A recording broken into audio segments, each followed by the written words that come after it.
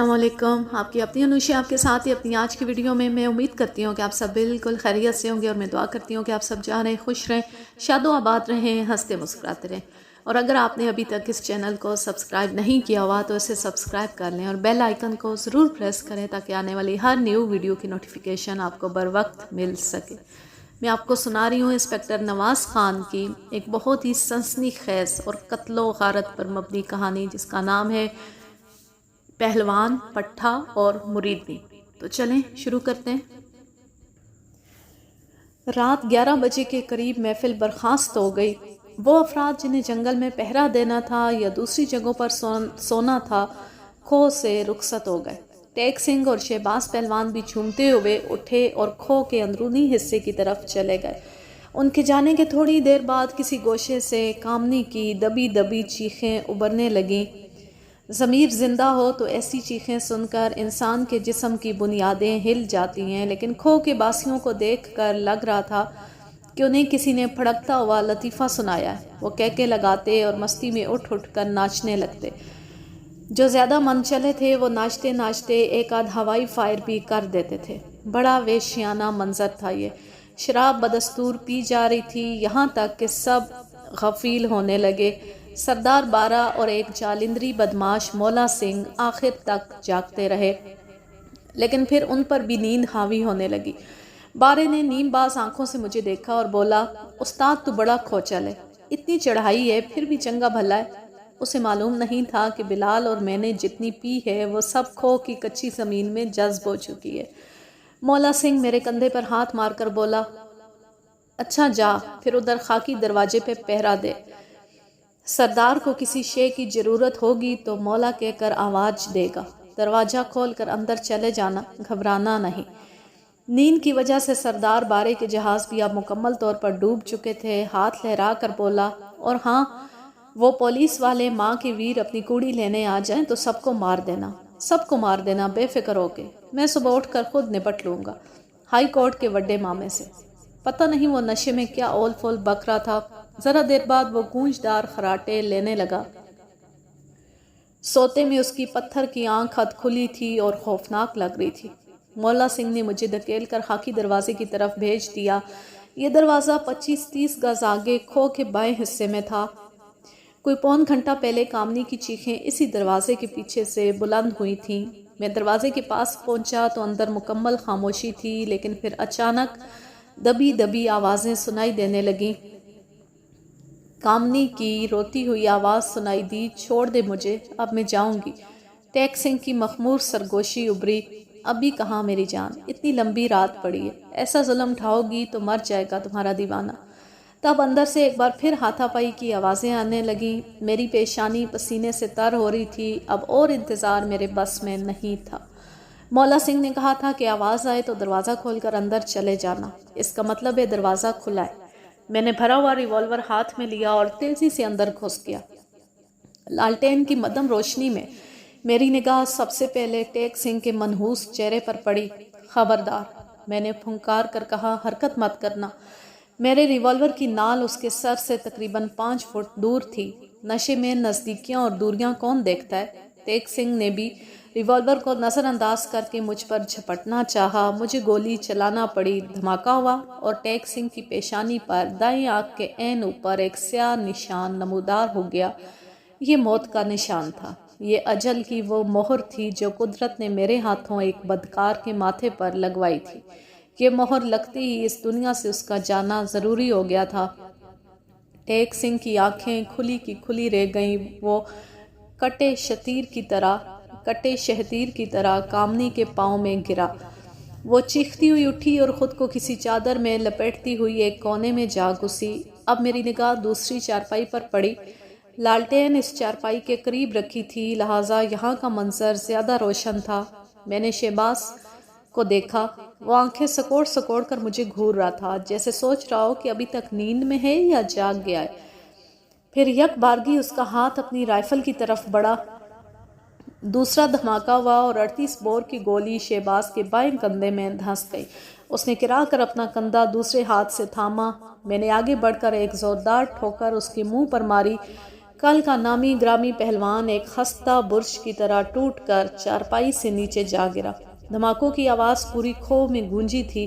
میں جانتا تھا بدمست شرابیوں میں سے کئی ہڑبڑا کر اٹھ بیٹھے ہوں گے، اور اگر وہ نہ اٹھے ہوں گے تو کھو سے باہر پیرا دینے والے ضرور ہوشیار ہو گئے ہوں گے۔ مجھے اور بلال شاہ کو ایک خطرناک صورتحال کا سامنا تھا، لیکن 10-12 سیکنڈ خیریت سے گزر گئے تو مجھے ایک اطمینان بخش حقیقت معلوم ہوئی۔ دھماکوں کی آواز نے کسی کو جگایا تھا اور نہ ہوشیار کیا تھا۔ مجرے کے دوران اور بعد میں کھو کے اندر مسلسل ہوائی فائرنگ کی جاتی رہی تھی، اور ان دھماکوں کو بھی اسی فائرنگ کا حصہ سمجھ لیا گیا تھا۔ بلال شاہ بھاگتا ہوا اندر آیا اور اس نے بتایا کہ کھو کے دہانے پر 6-7 گھوڑے موجود ہیں اور وہاں کوئی چوکیدار بھی موجود نہیں۔ میں نے لالٹین اٹھا کر شہباز پہلوان کا چہرہ دیکھا۔ چارپائی سے گرتی اس کے سر پر چوٹ لگی تھی اور پیشانی لہو لہان ہو رہی تھی۔ وہ نشے میں تو پہلے ہی تھا، اب زخمی ہو کر اس کا دم خم بالکل ختم ہو گیا تھا۔ میں نے ایک پگڑی سے اس کے ہاتھ پشت پر کس دیے اور پھر بلال شاہ کے ساتھ مل کر اس کے منہ میں کپڑا بھی ٹھونس دیا۔ اپنے قریب ٹیک سنگھ کی لہیم شہیم لاش دیکھ کر کامنی مسلسل گھٹی گھٹی آواز میں چیخ رہی تھی۔ میں نے ڈانٹ کر اسے چپ کرایا۔ بلال شاہ جلدی جلدی کمرے کی تلاشی لے رہا تھا۔ اس تلاشی کے سبب ہمیں ٹیک سنگھ کے خلاف چند اہم ثبوت حاصل ہو گئے۔ شہباز پہلوان بہت وزنی تھا، کم از کم میرے یا بلال شاہ کے لیے اسے کندھے پر اٹھانا ممکن نہیں تھا۔ ہم اسے کندھوں سے تھام کر گھسیٹتے ہوئے کھو سے باہر لے آئے۔ وہ نشے میں ہوں ہاں کر رہا تھا اور بار بار سر کو جھٹکے دیتا تھا۔ پہلوان کو گھوڑے پر لادنا ایک مسئلہ تھا۔ یہ مسئلہ حل کرنے میں کامنی نے بھی ہماری مدد کی۔ ہم نے مل جل کر اسے گھوڑے پر اوندا ڈال دیا۔ بلال شاہ نے بڑی پھرتی کے ساتھ ایک رسی کی مدد سے پہلوان کو زین پر کس دیا۔ ہم نے 3 صحت مند گھوڑے چنے اور انہیں راسوں سے تھام کر دھیرے دھیرے ڈھلان کی طرف بڑھنے لگے۔ اب ہم پوری طرح مسلح تھے۔ میرے ہاتھ میں شہباز پہلوان والی طاقتور رائفل تھی، جبکہ بلال شاہ بھی ایک خودکار رائفل سے مسلح تھا۔ یہ زندگی اور موت کا کھیل تھا۔ ہم کسی بھی بری صورتحال کے لیے پوری طرح تیار تھے۔ کل دوپہر ہی میں ایک محفوظ راستہ دیکھ چکا تھا۔ یہ راستہ تھوڑا سا طویل تھا، لیکن ہم پہرے داروں کا خطرہ مول لیے بغیر ڈیرے کی حدود سے نکل سکتے تھے۔ ڈیرے سے 1 فرلانگ کے فاصلے پر 2 مسلح افراد سے ہماری مڈ بھیڑ ہو گئی۔ انہوں نے ہمیں روکنا چاہا۔ میرے ہاتھ میں بھری ہوئی رائفل تھی اور میرے سامنے وہ افراد تھے جو پکڑے جاتے تو سینکڑوں برس قید اور کئی پھانسیاں ان کے حصے میں آتی۔ میرے دل میں ان کے لیے ذرا بھر رحم نہیں تھا۔ میں نے بے دریغ لبلبی دبائی۔ یکے بعد دیگرے وہ دونوں اچھل کر جنتر کی جھاڑیوں میں گرے۔ ایک شخص کے ہاتھ میں لالٹین تھی جو اس کے گرتے ساتھ ہی بجھ گئی۔ اب چاروں طرف تاریکی تھی۔ میں دیکھ نہیں سکا کہ وہ زندہ بچے ہیں یا اپنے انجام کو پہنچ گئے۔ میرے اشارے پر بلال شاہ اور کامنی ڈیک نالے کی طرف بڑھنے لگے۔ 1.5-2 میل آگے پھر ہمیں روک لیا گیا، لیکن اس دفعہ روکنے والے زیادہ ہوشیار چالاک نہیں تھے۔ ہم نے انہیں چکمہ دیا کہ ایک ساتھی زخمی ہو گیا ہے، اسے کسی ڈاکٹر کے پاس لے جا رہے ہیں۔ ان افراد کے پاس ماچس کے علاوہ اور کوئی روشنی نہیں تھی۔ وہ تیلیاں جلا جلا کر ہمارے چہرے دیکھنے کی کوشش کر رہے تھے، پھر ہمیں راستہ دے دیا۔ ڈیک نالے تک کا وہ سفر بے حد دشوار بلکہ ناقابل فراموش تھا۔ اس کی تفصیل میں گیا تو یہ رویداد بہت طویل ہو جائے گی۔ بس یہ سمجھ لیں کہ تاریک اور ٹھٹھرے ہوئے جنگل میں وہ پہاڑ جیسی رات تھی جس کا ہر پل ہم نے ایک عذاب کی طرح کاٹا۔ سفر کے دوران ہم ایک مرتبہ راستہ بھی بھولے، لیکن قسمت اچھی تھی کہ جلد ہی رائے راست پر آ گئے۔ مشرق کی طرف سے سپیدہ سحر نمودار ہو رہا تھا۔ آخر ہم خراشوں، زخموں اور تھکن سے چور ڈیک نالے پر پہنچے اور اس خطرناک حد کو پار کر کے کھلے علاقے میں آ گئے۔ ٹیک سنگھ کی موت اور شہباز پہلوان کی گرفتاری کوئی معمولی واقعہ نہیں تھا۔ علاقے میں کھلبلی مچ گئی۔ شہباز پہلوان کو پہلے کپور تھلہ اور وہاں سے امرتسر لے جایا گیا۔ یہاں اسپتال میں اس کے کندھے سے گولی نکالی گئی اور سر کے زخم کی مرہم پٹی کی گئی۔ اسپتال سے باہر شہباز کو دیکھنے والوں کا ہجوم اکٹھا ہو گیا۔ گولی نکلنے کے بعد شہباز پہلوان قدرے چاقو چوبند نظر آنے لگا۔ ڈاکٹروں کے خیال میں اس کا 6-7 روز اسپتال میں رہنا ضروری تھا۔ اسپتال میں اسے ہتھکڑیاں لگی تھیں اور 24 گھنٹے پولیس کی نگرانی میں تھا۔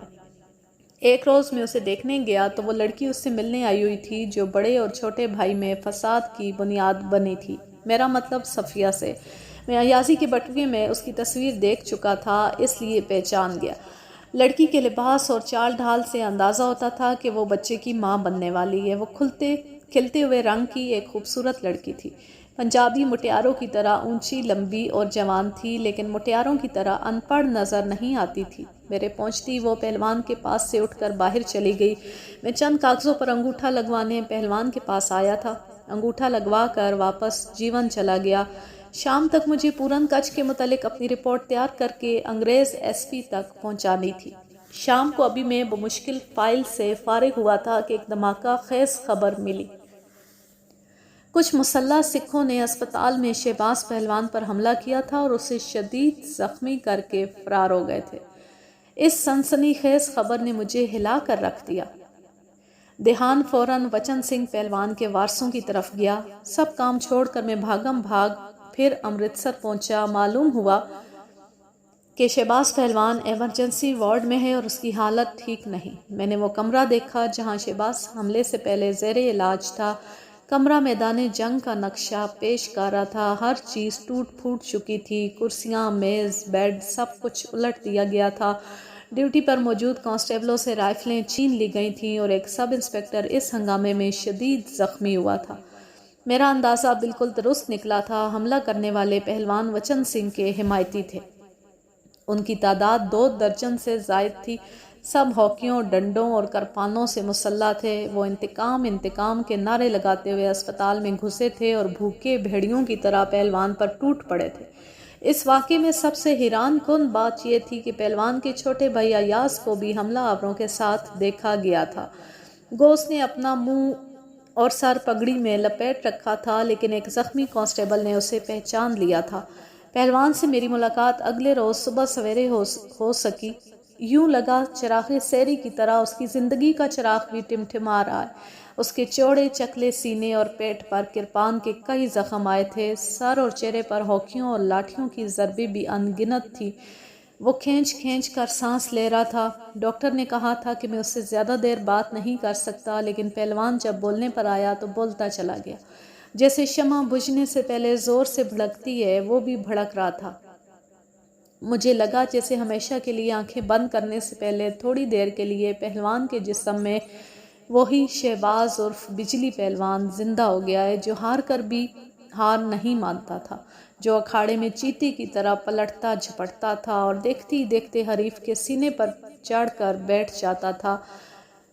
قارئین نے محسوس کیا ہوگا کہ شروع سے آخر تک میں شہباز پہلوان کے بارے میں کشمکش کا شکار رہا۔ میں وچن سنگھ پہلوان کے حمایتیوں کی طرف دیکھتا تھا تو شہباز کے لیے دل میں ہمدردی پیدا ہوتی تھی، لیکن جب اس کے اپنے کرتوتوں پر نظر پڑتی تھی تو ہمدردی کی جگہ نفرت لے لیتی تھی۔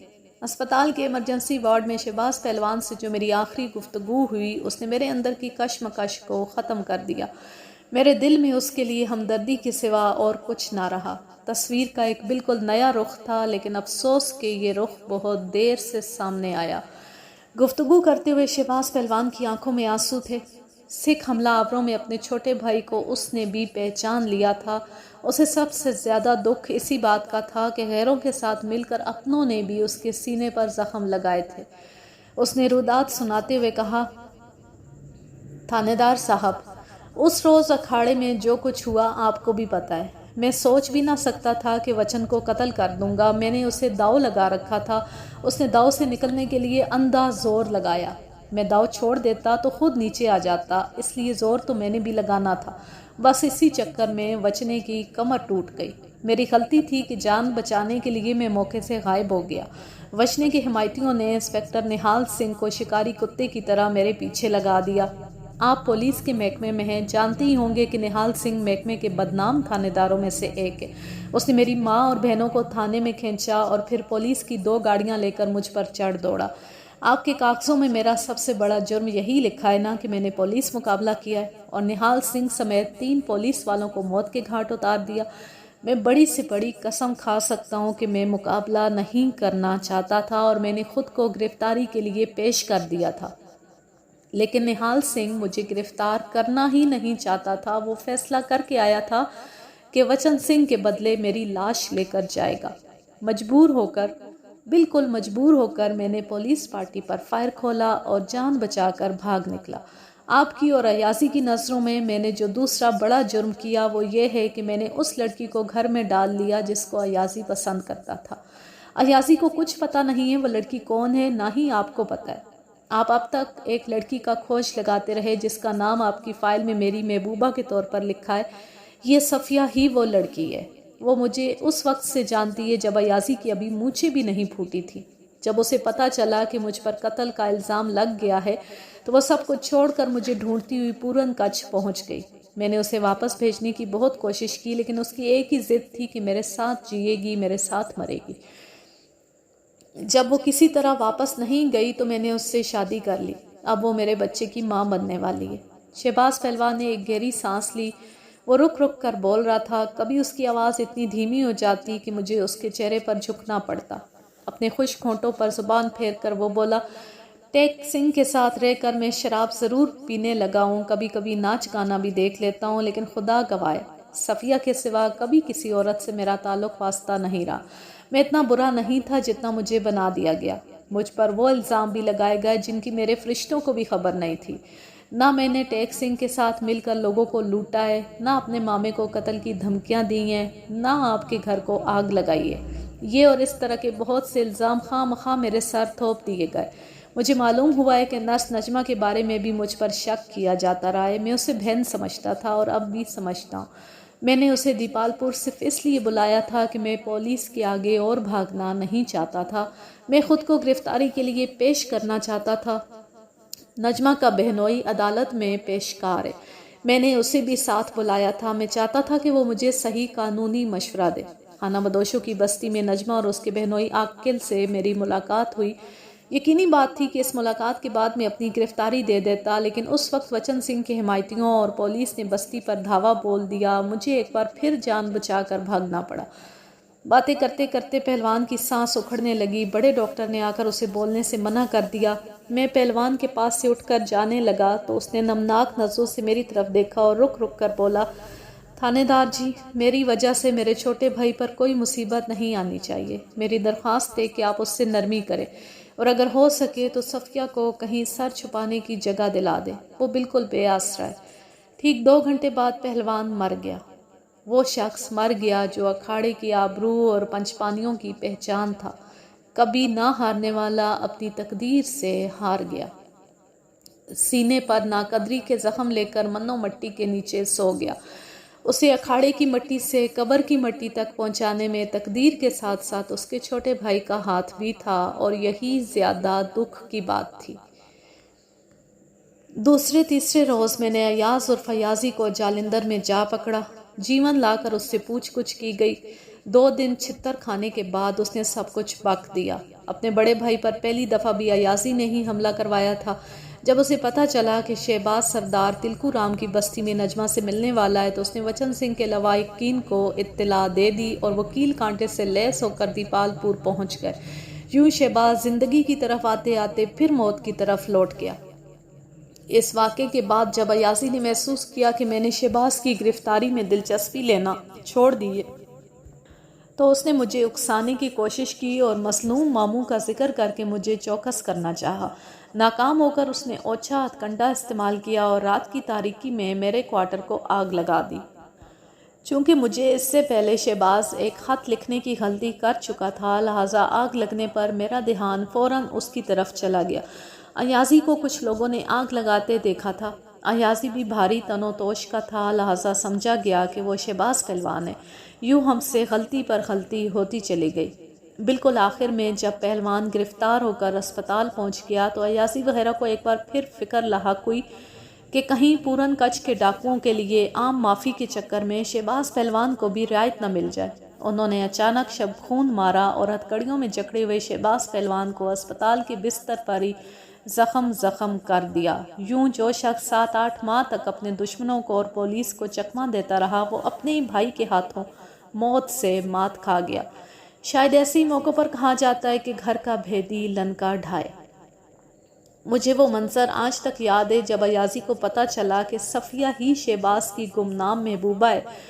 ایازی کو پہلے تو یقین ہی نہیں آیا تھا، اور جب آیا تھا تو وہ دھاڑے مار مار کر رویا تھا، اور اس نے حوالات کی سلاخوں سے سر ٹکرایا تھا اور خود کو لہو لہان کر لیا تھا۔ لیکن جو کچھ ہو چکا تھا اسے بدلا نہیں جا سکتا تھا، نہ ہی مرنے والے کو واپس لایا جا سکتا تھا۔ عدالت میں عیاضی پر کیس چلا اور مختلف جرائم کی سزا میں اسے 7 سال قید بامشقت ہوئی۔ ٹیک سنگھ اور جج ہری کرشن سمیت اس کہانی کے دیگر کردار اپنے اپنے انجام کو پہنچ چکے تھے۔ صرف ڈی ایس پی راج پال زندہ تھا۔ اس نے دھنی رام کے ریسٹ ہاؤس میں اپنے اختیار سے تجاوز کر کے مجھ پر حملہ کرایا تھا اور حد سے بے جا میں رکھا تھا۔ اس کے خلاف یہ جرم ثابت ہو چکا تھا۔ میں اس معاملے کو عدالت میں لے جا کر راج پال کو سزا دلا سکتا تھا، لیکن افسران کے کہنے پر اور اپنی خواہش کے مطابق میں نے اسے معاف کرنا مناسب سمجھا۔ راج پال نے مجھ سے معافی مانگ لی اور یوں ہمارے درمیان راضی نامہ ہو گیا۔ ان واقعات کے تقریباً 2 ماہ بعد جالندھر، امرتسر اور کپور تھلہ کے کئی تھانوں کی پولیس نے پوری تیاری کے ساتھ پورن کچھ پر حلہ بولا۔ اس کارروائی میں ڈی ایس پی راج پال اور میں بھی شریک تھے۔ یہ کارروائی بہت ہنگامہ خیز لیکن کامیاب رہی۔ ٹیک سنگھ کی موت نے ڈاکوؤں کو تتر بتر کر رکھا تھا۔ وہ پولیس سے شدید مزاحمت نہ کر سکے۔ پولیس نے ان کے بڑے ڈیرے کو گھیر لیا اور اسلحہ و منشیات برآمد کرنے کے علاوہ قریباً 100 ڈاکوؤں کو گرفتار کر لیا۔ گرفتار شدگان میں ٹیک سنگھ کا قائم مقام 12 بھی تھا۔ یوں پکی کے اکھاڑے سے شروع ہونے والی کہانی 1 سال بعد پورن کچھ کے گھنے جنگل میں اختتام کو پہنچی۔ اس کہانی کا اہم ترین کردار صفیہ انسپکٹر اروڑہ کہا کرتا تھا، یہ لڑکی پہلوان کی محبوبہ نہیں، اس کی مریدنی تھی۔ وہ اس سے محبت ہی نہیں کرتی تھی، کسی بہت بڑے پیر کی طرح اس کی عزت بھی کرتی تھی۔ اسی لیے تو اس کی خاطر بہن بھائی، گھر بار سب کچھ چھوڑ چھاڑ کر جنگل میں جا بسی تھی۔ وہ اپنے شوہر کا ذکر بڑے احترام سے پہلوان جی کہہ کر کرتی تھی۔ پاکستان بننے کے بعد سن 1955 میں جب وہ دوبارہ ہندوستان گیا تو امرتسر میں صفیہ سے ملاقات ہوئی تھی۔ وہ اسی پرانے محلے گروالی دروازے میں رہتی تھی۔ اس نے پھر دوبارہ شادی نہیں کی۔ اس کا سب کچھ ایک 12 سالہ گورا چٹا صحت مند لڑکا تھا۔ وہ اسکول کی کبڈی ٹیم کا کپتان تھا اور اس کا نام تھا شہباز۔ یوں یہ کہانی اپنے اختتام کو پہنچی۔ آپ کمنٹ کر کے ضرور بتائیے گا کہ آپ کو یہ کہانی کیسی لگی۔ مجھے ذاتی طور پر یہ بے حد پسند آئی اور یہ اس رائٹر انسپکٹر نواز خان کی پہلی کہانی تھی جو میں نے پڑھی اور آپ کو سنائی۔ آپ کے فیڈ بیک سے مجھے اندازہ ہوگا کہ میں آگے اس انسپکٹر کی اور کتنی کہانیاں شامل کروں۔ اب میں لیتی ہوں آپ سے اجازت۔ جا رہے ہیں، خوش رہیں، شاد و آباد رہیں، ہنستے مسکراتے رہیں۔ اللہ حافظ، اللہ نگہبان۔